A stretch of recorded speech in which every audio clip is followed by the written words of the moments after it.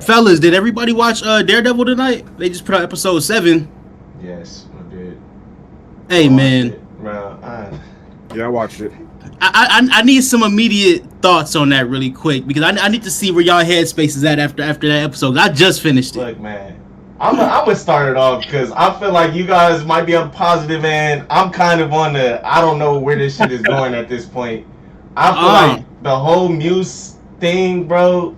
What was the purpose at that point? You know, he had 2 episodes. I feel like there was no. It didn't. I feel like he was just in this show to be in the show. Like it wasn't even. He killed 60 people. I didn't even really see the 60 people he killed. The 2 people that were in danger that I actually had a little bit of emotions about, they both were all right. It was fine. He didn't even have his powers that he has in the comic. I didn't read the comic, but I heard about, he has powers. There's a reason he's Daredevil's villain. Because Daredevil can't use his sensory abilities to sense where this dude is in the comics. But he doesn't have any powers in this. So I'm like, okay, now he's just a fucking regular dude. Who's crazy? Who's just crazy. You feel me? And it just fell flat to me. Like he's Jeffrey Dahmer in the mask. Yeah. It felt like they played it safe with him. Like, because it seemed like if he was really like this crazy psychopath, like draining people blood, like I kind of wanted to see that craziness a little bit more. Not on like gruesome, like gross level, but I think like maybe acting wise, like more for the guy, so we can feel his death and not being like, all right, when is Kingpin gonna show up? Like that's really what it felt like, man. It's like, all right, if he's dead now, this is just setting up Kingpin or inspiring Daredevil. Yeah, it just feels like it was a waste of time, in my opinion. Last week we talked about Muse, and you had the same point about saying how you don't like that you think that he's underdeveloped. They just threw him out there, and I was like, maybe they'll develop him and really give him something. Because I'm like, that's usually how Marvel does. They don't leave stones unturned. Well, this stone is unturned. Right. But how you kill him already? Maybe I missed it. Oh, go ahead. You didn't miss it. Wait, like why did he go after the shorty? Okay, basically. That didn't even make sense. Yeah, like basically in like the first 2 episodes, one of the episodes he came up to her and asked her to be his therapist, and she agreed to it. Mm-hmm. We see nothing based on her giving him therapy and all this until this episode, and then he's like, "You've helped inspire me" and all this. And I don't know if it's the reshoots that cut it out or whatever, because they did do reshoots and changed up the show. But like that whole shit was left out, and he's saying she was the reason that he was inspired. So I guess his final piece of art was going to be her or some shit. I don't know, her blood. I don't know, but. See, exactly. It seemed like she was like the final cherry to what he was doing, because when the cops pulled up, he said, "No, not yet." As in, this is the final piece from my masterpiece, right? Mm-hmm. And then he mentioned he read all of the books, but it's like you said, it would have been nice to show him go through the journey of getting to this point. I'm reading the books, I'm getting unlocked, because like you said, she unlocked who he was, but it didn't show us. It just told us in a 15-minute scene, which I think was kind of crazy. His presence was in the show the whole time, but that connection between those 2 characters was like, oh yeah, I guess he do have a vendetta for her now, or I guess she is his muse in a way. Let's just make it connect, just because, right?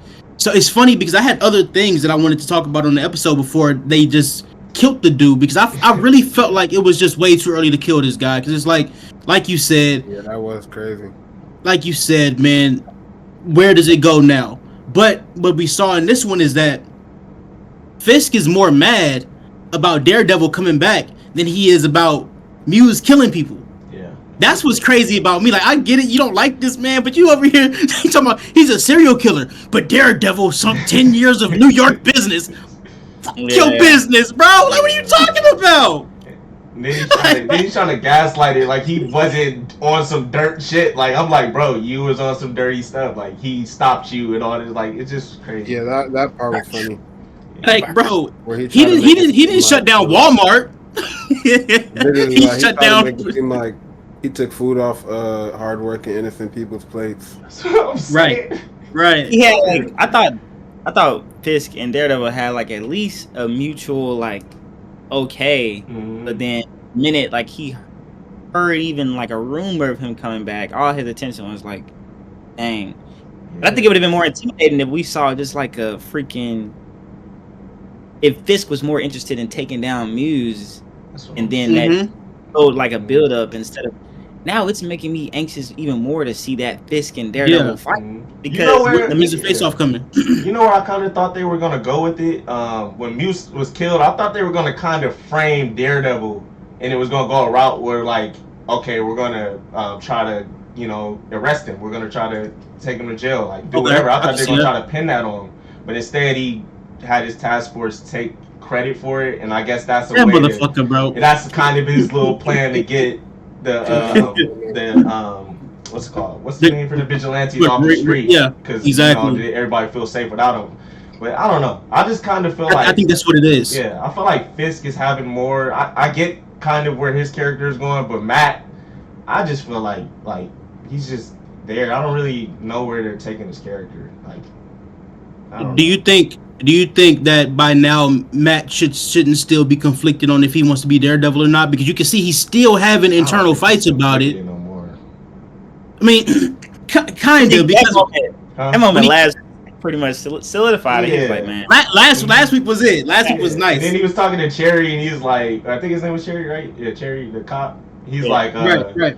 You know, a year ago you would have been calling me for stuff like this. Now you don't want to, you know, or whatever. It just feels like he's fully back in, and you know. I think he's back in for that reason. I don't know what else he's gonna do now that Muse is gone. Like, does he still have an eye to the street? Like I mean, not an eye, but you know what I mean. That was long, bro. This is like eye to the street is crazy. You got an ear to the street. Does he go back to being like a really good lawyer, or is he gonna be like? Look at like his Daredevil persona is like, you know, an addict taking drugs. Like once you back on that, you stuck on it. Like he's not about to fall back. That's a good one. Yeah, so. That's a good. Mm-hmm. That's a good one. Speaking of the reshoots, I wasn't really in love with the episode. What were you gonna say? Nah, speaking of the reshoots, I feel like they probably pumped up the violence or maybe like the action. When we started, we had that whole court case with the White Tiger, and it seemed like the show was in that tone. And then I loved him having going with the New York. I mean, going to the cops and like kind of beating them up. Yeah. And, like when episode 2 ended, I'm like, bro, this show could be it. It started off really well, and it kind of turned into this Muse focus, and I was like, all right, maybe he's still gonna have conflict. Like I almost want him to not put the suit back on for a few more episodes. That's what I'm saying. I was kind of feeling that. So do you guys think, since they've changed the storyline about 3 times already, they went from the White Tiger, then they threw us a filler episode with Kamala Khan's dad at the bank and everything. That was It was a good episode, but it was kind of like of the tone of the. That would have been like if they did a movie. That would have been a great scene to condense for a movie. You know what I'm saying? But it's like powers and stuff. Yeah. As far as a plot for the show, I feel like we've had 3 different series already. Now I did enjoy the episode tonight up until they killed me. Once they killed Muse, I was like, yeah, we got 3 episodes left. So I was like, what are we gonna do? They should have kept them till about episode 9, and then the finale is the big Fisk and Daredevil face-off, because you know it's coming. I don't think that's it. I don't know where the show is going. Like that's my. It's just so many different things. That's At real. first, with the White Tiger dying, I was like, okay, it's gonna go into trying to figure out who did it, because these got these people who's acting like they're the Punisher. I thought that's where it was gonna kind of go, and you know, right? We said that. Yeah, and then Muse. I guess I was trying to see where he would even have a part in this show, and now fucking Fisk is using the cops, and nobody's even bringing up who killed White Tiger. It's just like, bro, where is this show? I'm assuming y'all have seen like Power and Ghost, right? Yeah. Well, I'm watching that now. He's watching Power. Me and Jew are caught all the way up.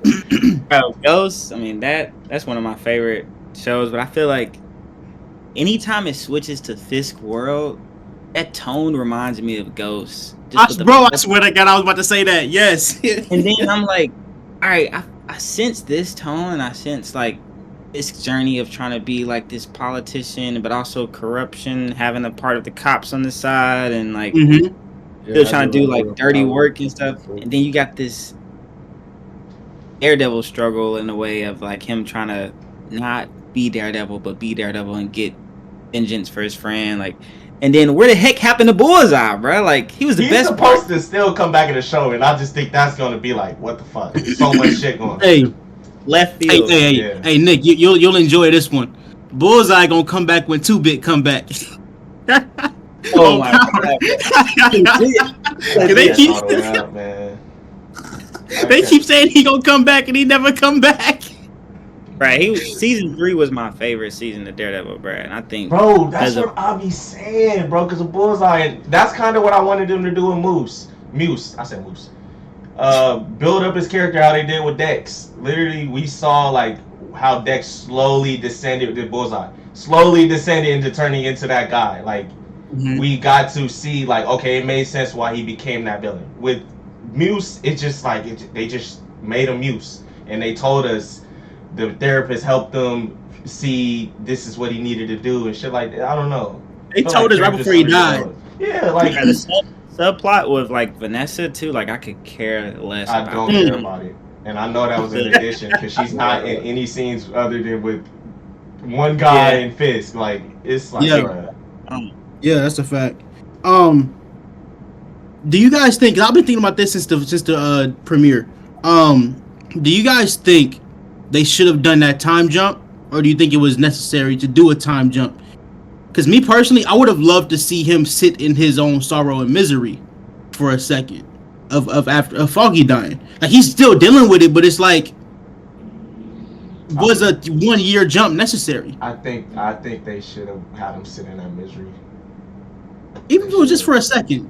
Not even. They probably should have did it for the season, and then the whole season. Fisk trying to become what he become the mayor. And then probably throwing. I think that's the only reason why. Something I don't know. They pushed it forward so he can become mayor, right? Yeah.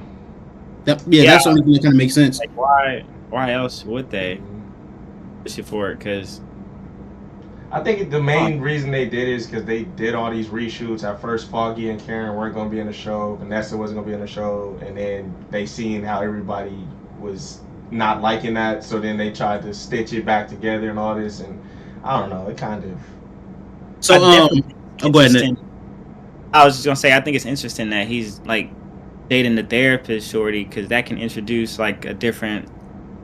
She can interact with different characters that he don't even know about and that she don't even know about, and now her discovering it's Daredevil or not. Yeah. Like, I'm okay with that. Yeah, she read him in the first 10 minutes, didn't she? Yeah. High key. Yeah. She said you've been pushing down so much trauma that you don't know when it's bubbling it up, and you're going to lose on every good thing you have. I'm like, stop talking to me. I almost turned that shit off, bro. I said no. I don't know how I couldn't date no therapist, bro. No. I said I didn't want to do this, but let me lock in. She's like, I see you changing this pattern. You don't usually go out to go for walks. She's going to figure it out. Like I'm like. And she saw the bruises on him. She's gonna figure it out. She already asked, like she said, he knew my name, so I don't know. She gonna stitch it together. But I thought he was gonna tell her in the shower, but he was trying to get nasty with it.